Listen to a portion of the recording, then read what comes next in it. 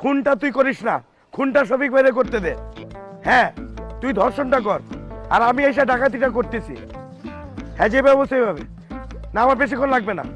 আরে রাস্তায় জ্যাম ছিল, আমি বাসের থেকে নামছি, নাই মাথা এই যে হাঁটতেছি, 15 মিনিটের মধ্যে চলে আসছি। স্যার স্যার উনাকে অ্যারেস্ট করেন, উনাকে অ্যারেস্ট করেন, উনি ডাকাতি করতে যাচ্ছে। আপনি এদিকে আসুন তো, জি, এদিকে আসুন।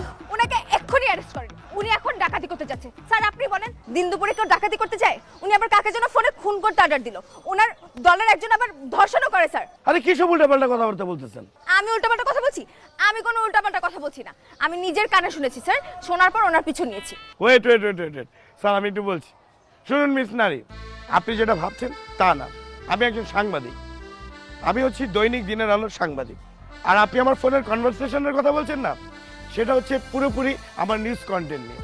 আমি আমার কলিগকে ফোন করে বলছিলাম যে যাতে খুনের রিপোর্টটা সে না করে আমাদের ক্রাইম রিপোর্টার শফিক ভাইকে দিয়ে করায়, আর তাকে বলেছিলাম ধর্ষণের রিপোর্টটা করতে। আর লাস্ট অ্যাট লিস্ট আমি অফিসে গিয়ে ডাকাতির রিপোর্টটা করব, যেই ডাকাতিটা কিছুক্ষণ আগে গাজীপুরে সংঘটিত হয়েছে। কি পুলিশ ভাই, কিছুক্ষণ আগে গাজীপুরে একটা ডাকাতি হয়েছে না? হ্যাঁ হয়েছে। সুতরাং না বুঝে উল্টাপাল্টা বকবেন না।